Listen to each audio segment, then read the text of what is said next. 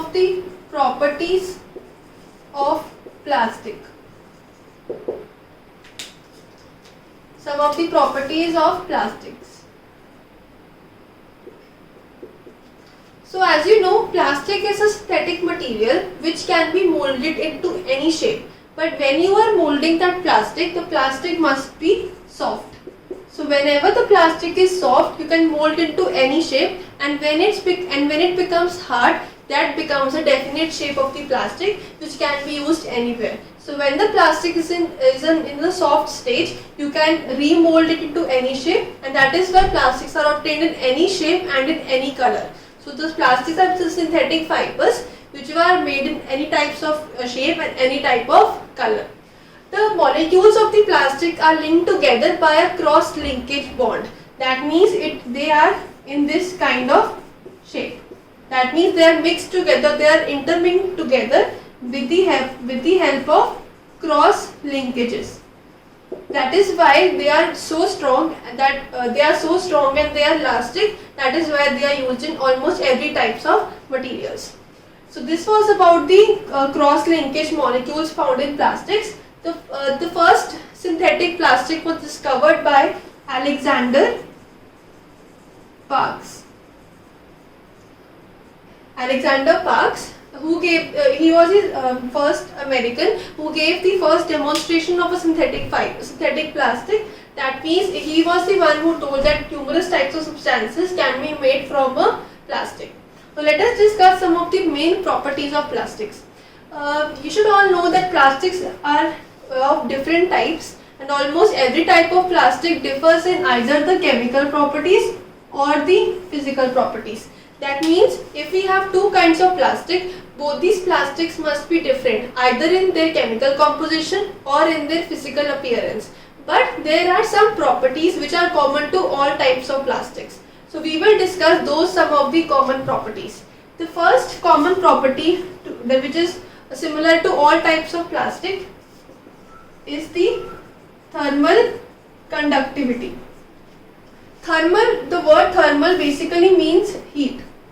So as you know, plastics are the poor conductors of heat. That means do not allow the heat to pass through them, and this is the main property for which they are made useful in the handles of the cooking vessels. Because when we are doing the cooking, the vessel will become hot. So when you have to pick that vessel, you will pick with the help of the plastic handles. That is because the plastics have the property of thermal conductivity, or they are the poor conductors of heat, due to which they are useful in the microwave containers, because the containers will not become hot and you can carry them anywhere, and that is because they are used in the handles of the cooking vessels, because they are the poor conductors of thermal conductivity and conductors of heat. The next property which is common to all plastics is the electrical conductivity.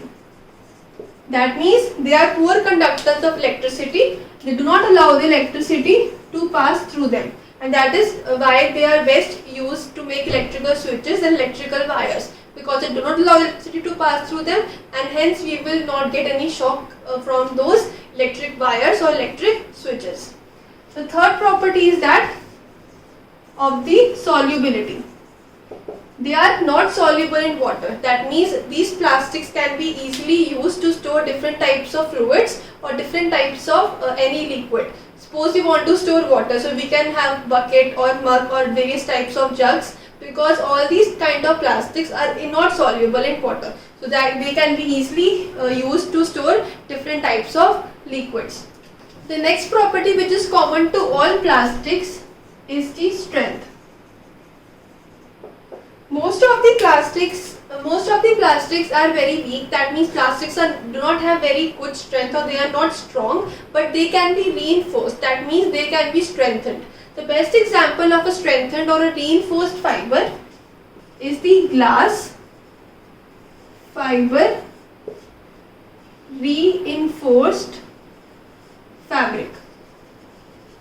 In this type of a glass fabric, the plastics are mixed with the glass fibers, and they are commonly referred to as the glass fibers, and they are nowadays used in telecommunications.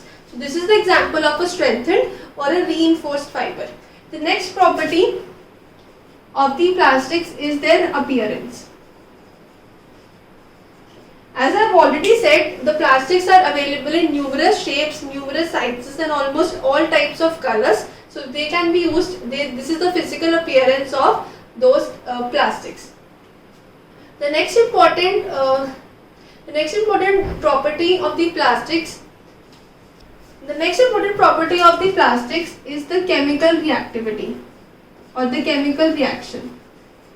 They are chemically inert. That means they are not reacted with any type of acid or any type of base. That is why they are sometimes used to store some of the chemicals in the laboratories. The next property or the last property of the plastic is their effect of flame. Whenever we provide heat to the plastic, and because they are inflammable. Inflammable refers to those substances which catches fire very easily, and this is one of the most disadvantage of a plastic, because whenever we supply flame or whenever we supply heat to the plastic, they burn and they produce harmful gases, because plastics are made from petrochemicals. And whenever a substance is made from petrochemicals and whenever we burn that substance, it will release poisonous gases which will pollute the environment. These are the important properties of plastics which are common to all types of plastics. And earlier we have discussed the cross linkages of the plastic, and the person who made the first synthetic plastic was the Alexander Parks. This was all about the properties of plastics.